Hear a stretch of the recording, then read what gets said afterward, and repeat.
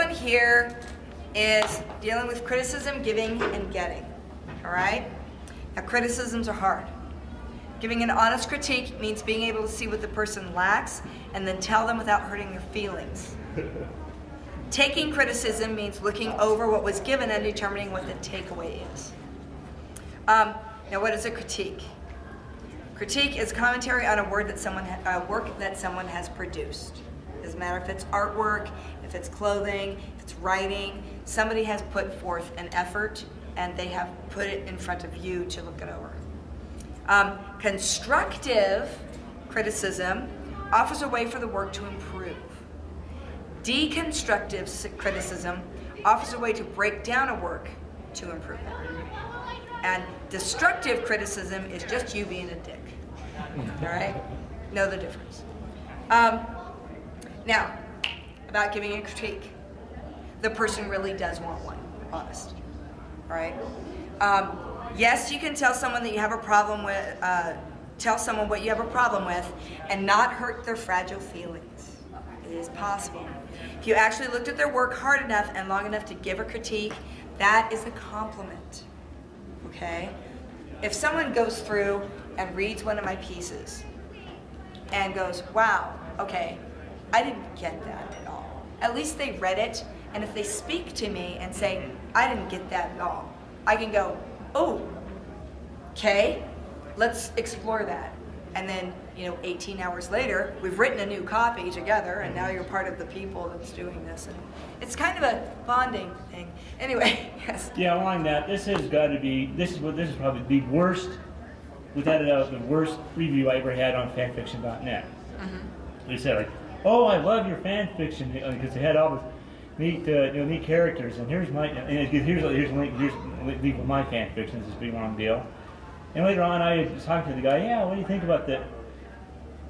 And I got kind of confused. He couldn't, because like when he actually was giving these comments, he says, "Well, why didn't you mention this before? Like in your review, why do you like it?" Well, then I found another fanfiction of the same Jill, and I saw the same review word for word. In other words, he didn't read it. He was just using my review spot as a advertise his own. Yeah, that is worse than being a dick. Yeah, that is definitely. Well, no, that actually is a definition of being a dick. See, if you look it up, that. So you won't see No. Yeah. Okay. Remember the M? Remember the M? All right. Hey, you were there. You know what I'm talking about. Anyway. All right. Start with what you like about the piece.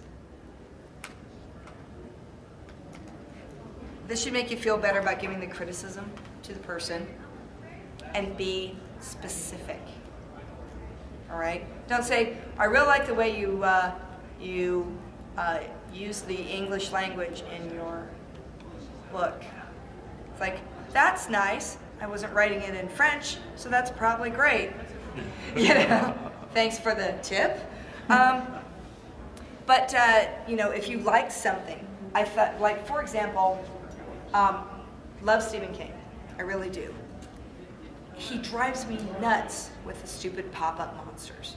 It was a freaking doorstop. All right, it was huge. I got all the way to the end, and then when it did the stupid pop-up monster where it's a spider, really? It's just a spider.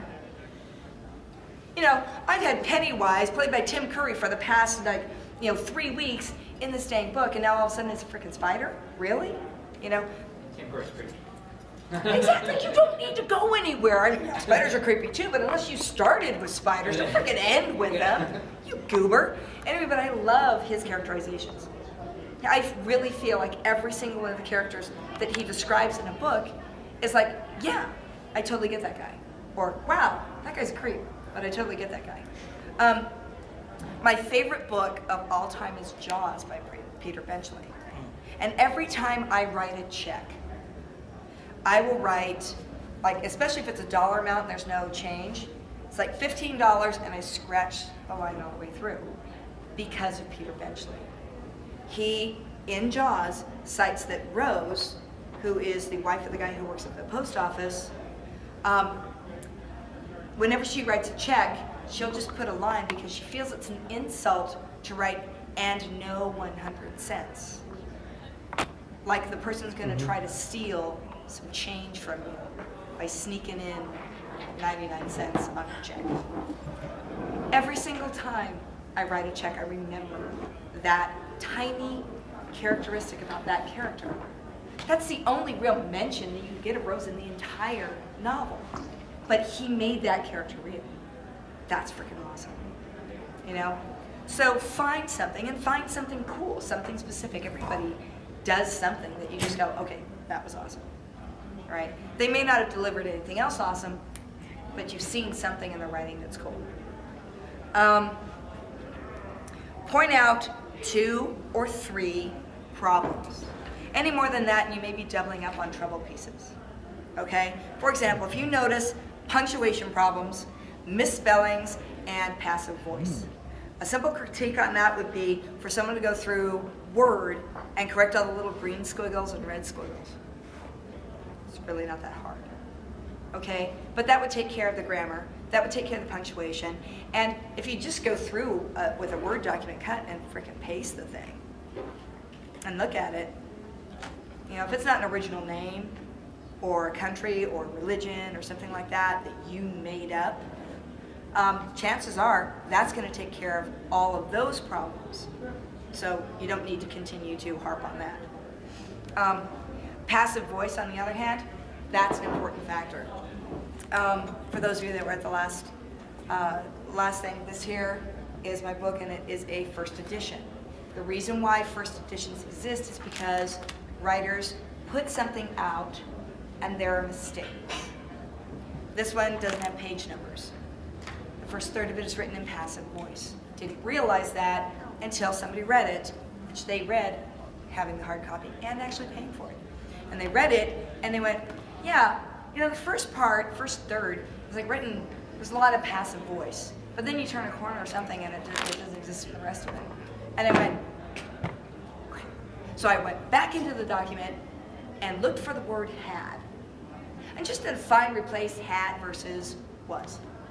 You know, of course there's a bunch of places where had is not going to be, you know, wrong. I had to go there. You know, it's like, all right, that's fine. But there were 1,700. 1,700 hads. It's not that big a freaking book, okay? So, knowing that and going back into it, the reason we had to do a second edition is because the changes are more than 25%. And if given the chance, I will destroy all 200 of these, so there's never any record that they have this problem. And that is a proper word, had, used there. But that's the sort of thing that you can find out literally in the first 3 chapters. Most places that do submissions will ask you for the first 3 chapters because they can tell your writing style, they can tell what problems you have, what recurring issues you have if you use passive voice, if your language is too dang flowery, if you kind of skip around the points a bit, where'd the third arm come from, you know, how'd she lose her eye, things like that. All that stuff can be laid out in the first 3 chapters, and anything that you tell them in critiquing their work, they can probably carry through to the rest of their work by just saying, oh, okay, passive voice. I'm going to go into this and start looking for passive voice now. Now that I know what I'm looking for, find it, I'll say if it's important for it to be that way. If it isn't, I'm going to get rid of it. And then you get a better piece of work afterwards. That is an important critique, and one that I'm extremely grateful that the lady gave me. If I had never had her give me that, if she'd never been brave enough to give me that critique, I never would have known, I never would have changed it. I think this is a superior book. We're doing the audiobook now, so it's being read aloud, and knowing that difference is there, tons better.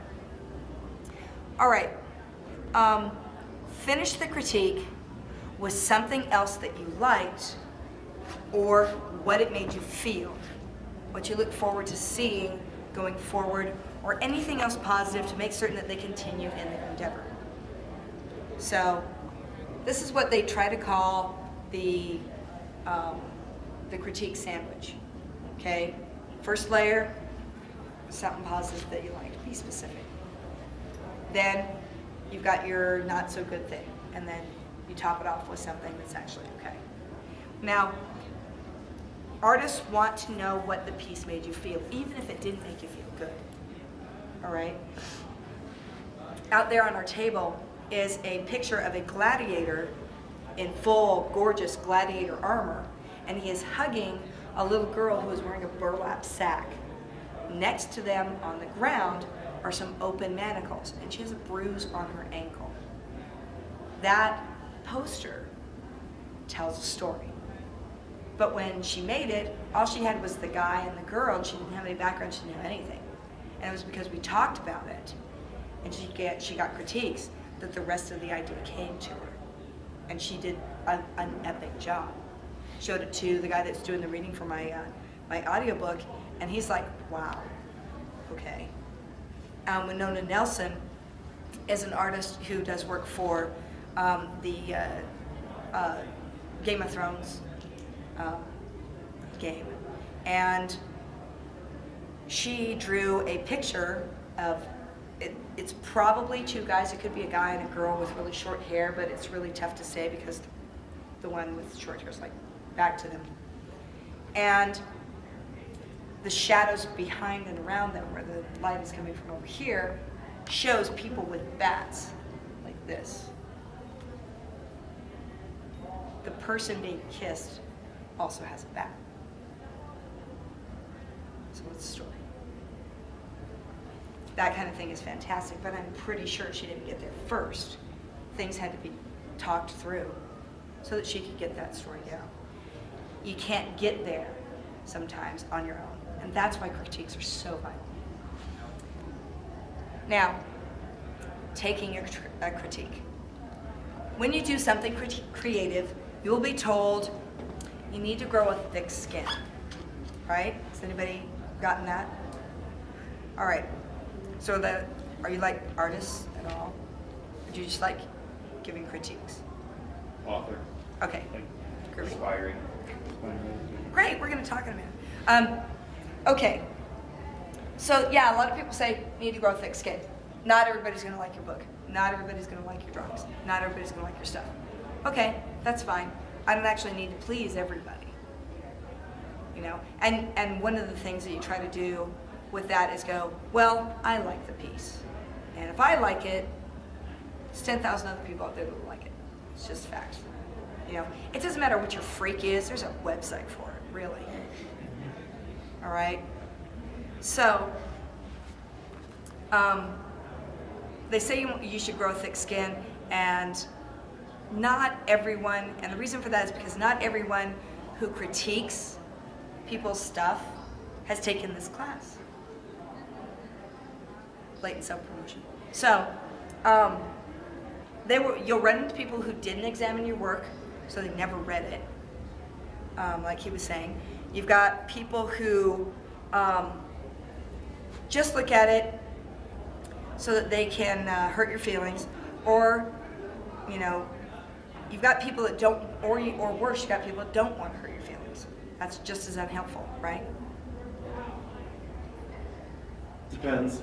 Now, I can say personally for me, it's been my experience that when you've got people that don't want to hurt your feelings, but you've got some serious flaws in your work. Oh, as far as that goes, yes. Yeah. I'd rather have somebody be incredibly merciless and spiteful, but on target, than somebody who is too afraid to speak up for fear of damaging my fragile ego. Yeah, So very long much. as the spiteful people are on target. Yeah, sometimes the spiteful people are on target, and we really try to not go out for drinks with them because they tend to be jerks in public too. But if they're actually giving something that helps you, I hate that sometimes, but it will work. Okay, these are things, this ways to handle the different things you're going to encounter when someone's going to critique you. I didn't read it. This is author specific, but a lot of people will toss a poem or picture It's a lot easier to look at a picture and go, huh, okay, well, I looked at it. But if they're asking you to look at it and give a reaction, and you don't look at it long enough to get one, oh, it's about, I think, rabbits. Anyway, yeah, it's like, no, those are pine trees. Thanks. Apparently my pine trees look like rabbits. It's like, I gotta go.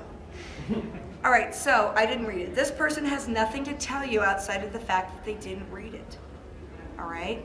They can't critique you unless the reason they couldn't read it is because your typos and errors and passive voice drove them crazy in the first 4 pages. All right? I worked with a woman for the last year that nobody in my house, the hero in my house, regarding her book, has gotten to page 7. And he's gotten the farthest of any of us. All right? She misspells prologue in large letters. Really large letters. It's first word, prologue. The little guy with the glasses. Little guy with the glasses here, he can't get past that. He goes, or anti-ledger. You gotta figure it out. Or does she just not understand that that's the name of software? And really didn't have anything to do with what she's talking about. So if I could ever be honest with this person, and I have determined through trial and error that I really can't, I would explain to her that she has written an entire Mary Sue, and not just a little one. This is the definition of a Mary Sue. It comes across in the first paragraph, and it's a real problem, and you can't get past it because she never does. She's got like 3 books in the series so far, and it's like, Is this the 3rd book? no, that's the first one. No, I know the term Mary Sue. I'm just wondering more A Mary Sue is more specifically with her writing. What to you stood out? I think it's hard to bring that across in the first paragraph. Oh, you'd be impressed with this. We can show you the book. It's here. Not with my stuff. Anyway, but no, there's a copy of it somewhere at this con. I know it. And if you pick it up and you look at it, you will see what I'm talking about. She starts out with a reference in a world that she knows nothing about. Gaming. The only thing she's ever done is video gaming, but she's talking about LARPing. And it's like, she's playing a mage, but there's no magic system set up in the LARP. Okay, 3rd sentence. Shall we go on? Mm-hmm. So really just absolutely terrible. Very, very much. One of the things that's vitally important whenever you're going to be doing writing is write what you know. Okay? Video gaming is not the same as LARPing, is not the same as tabletop, is not the same as knitting. So please don't try to confuse the two, or we will put things in your eye that resemble knitting deals. Just learn about what you're writing. Exactly. It's called research. All of her characters are stereotypes except the one that's her. And she's the one her character is the... Mary Sue. That's right. She was talking to a black guy. She didn't know he was black. She's not very observant. Was he in costume? No, he wasn't. But he is a very, very vocal black man. He has pale skin that has the dots where those are really dark. So the pigment is shows up in the dark marks, but not so much in all of his skin. But his hair is extremely kinky. And if you know him, you can tell that he's black. She doesn't pay attention to other people. So she never paid attention to the fact this guy's black. So she starts... This was her in real life? In real life. Okay.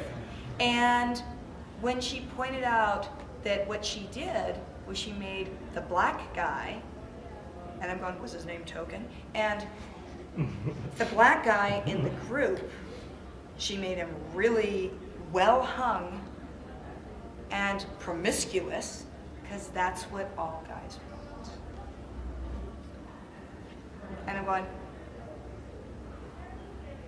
and the guy she's talking to is going, please tell me you didn't kill him in this first book.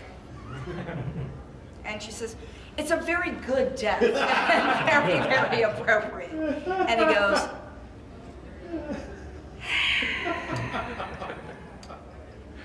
and she kept going, but wait, there's more. And he's going, y'all just need to stop talking now. Yes. And that was very much the case. But consequently, this is my experience, that I know for a fact she doesn't hear people's critiquing. So you can't talk to her about the fact that this is Mary Sue. And nobody wants to read your masturbatory fantasies. I'm sorry, we don't. So, especially when they're so badly written that people are asking if you've ever had sex. Right. All right? Very bad. So, I know. I actually read one like that, and it was a first-person lemon, and no, please. it's really hard to write in first person, I will tell you that. Some people can pull it off, but you really have to know what you're doing. And you really have to watch it. You can't accidentally slip into third person or omniscient. And please, if you're going to do an omniscient, try at the very least to stay in one person's head for a full sentence, at least. I mean, it's like one of these things. I feel like almost I didn't say this too much, but I mean, it's really hard just to give this kind of critique because apparently this is definitely a self-insert. How can you say I really hate this character with that personal deal? And Well, if you're to do that critique, what you need to do is say something like, "This seems a lot like this is what you wish you could be like." right, All right? And that's really what you say. And the person will either admit that or they'll deny it. If they admit it, if they look at it and go, well, yeah, I guess it really is, isn't it? Okay? Then it's like, groovy. Now I know where to start from. You wish you were like this. We all wish we were like this. But humans can't relate to a character that never has a possibility of failing. We just can't. It's just not our makeup. So if that's the case, we need to talk you out of that crazy world and into the world where you have a character that people relate to. Who here's read Game of Thrones? Or watched the series, Game of Thrones by George R.R. Martin? Or watched the series, Haven't watched it yet. The Dwarf? Love that guy. I love that guy. I like those books. They're good. They are fantastic books. They're very well written. But every character in there has this thing about them where you're sitting here going, that was a total M. You were such an M there. And then they do something so cool, and you go, right, like you. Yeah. So, and that is very, very typical of a fantastic book. Nobody is 100% evil, and nobody is 100% good. You know. It's all about the houses and that. It's like Yeah, it's all about the characters. Yeah. And if the characters are actually real enough that you feel like you want to follow what they're doing. When someone cannot fail, who cares? I mean, what's the challenge? Oh, who are they going to come up against? It won't matter, will it? Yes. The story behind all that is that very reasons what got me into anime is this series right here, the Full Metal Yeah, I love Alchemist. it. Yeah. Because, there's so much hardship there, but, just everything that was expressed there, you can really relate to it. Completely. I was impressed with Pokemon. The first time, I had little kids. Of course, I'm watching Pokemon. Duh. And I was amazed when Ash went up against the second gym or first gym or something like that, and he failed. I'm going, wait a minute, he's a little kid, he's not allowed to fail. You're not allowed to teach my children how to fail. Formulaic kids show. Yes, but now, having been exposed to anime, you go back and watch the stuff that you thought was awesome when you were a kid. Oh, not you guys, but, but when you were a kid, and you're sitting there going, this is wreck. There's a joke around our house. It's like, good grief, what are you, trained by cobras? Hit the guy, yeah, because that's what it was like when I was growing up. And you guys live in a world where you've always had anime that had that epic quality, that there was the possibility of failure, that there was a possibility that the main guy wasn't going to get what he wanted, you know? And maybe that would be okay, and maybe it wouldn't.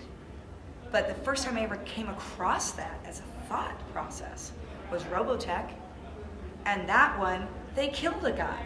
And he was a main freaking character, and he exploded in space. And there's no coming back from that, because there was an actual body right there doing that. And it's like, wow, that guy died. Yeah. That's what I did. No comic book death here. That's a dead guy. That's what they look like when they die. Because, you know, this part of him's over here. It's like that Darth Maul shot. You know, oh, he might be okay. No. You know, when you go this way at the gut, yeah, that's not a coming back from that one. He may fall out the bottom and we never see him again, but I still don't think he's coming back. It could be Transformers though. You know, but they're not. But I mean, even watching some of the stuff I watched as a kid, it's like, I can't believe this. And nowadays, it's an entirely different world. But back to critiquing. Okay, so you got the I didn't read it. You got the I couldn't get into it.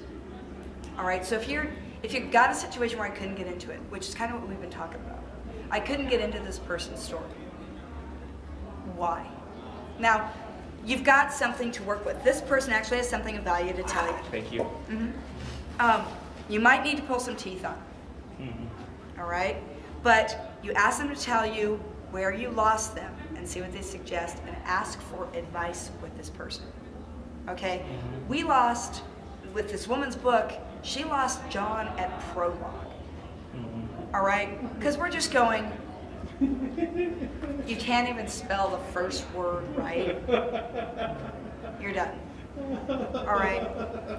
Yeah. Yeah, I know. It's a bit like this. I read this Haruhi Suzumiya fic, and it did have this very epic moment, and a big love confession, and eventually resolved. And we'll keep, waiting for this follow up the romance, and it's like saying, and it didn't happen like this. Next two chapters said, you lost me. Yeah. Because this was one thing, and with other reviewers, they just loved that moment, and there's no follow up. And that's something that the person who's writing this needs to know. It's true. It was good, honey. All right? That's your mom, or your lover, or someone who wants to date you. They care too much to tell you they didn't like it, but they want to be supportive. Thank them and take them to dinner. You don't have anything else for? I really don't. If it's good, honey, say thank you because they're being supportive, and take them to dinner. Don't put them on the spot. They don't want to be. That's the facts. It's not that there's anything necessarily wrong with your stuff. Maybe they didn't read it. Maybe they couldn't get into it. Or maybe they like it because it's yours. All right? I am told that reading this book is like having a conversation with me. So if you like me, this is a good thing. If you don't, it's like having me shave you with my voice. So, not a happy thing.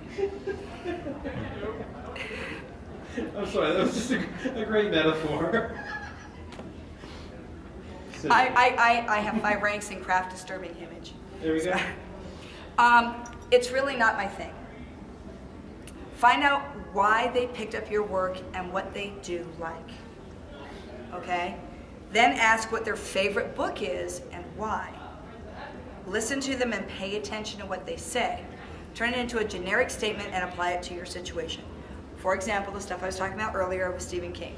Love his characters, hate the pop-up monster. I do own a signed copy of his laundry list. Because, I loved it. Why? If they can't give you specifics, they're just being supportive. You have a fan. Make them take you to dinner. Okay? This is great. Oh, thank you.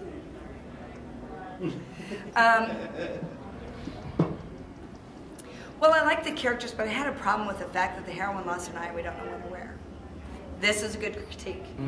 All right? Take this person a coffee and ask them to help you with it. They were paying attention and were able to be able to talk to you about how to make your piece better. Now this is if they're looking at a painting, this is if they're looking at your reading. If they watched a performance, if they heard you singing karaoke, any of those things, this is a person who paid enough attention to your work to be able to come up with a, yes, I liked it, and well, I have a little bit of a problem with this particular thing, but overall I thought the characterization was good. This person's taken the class, so you want to talk to them. But that's dealing with criticism. That's how you take it, that's how you give it. Do you have any questions? So, any critiques? So what did you like about the class? Handle. Loved it. Great, where are you taking me to dinner?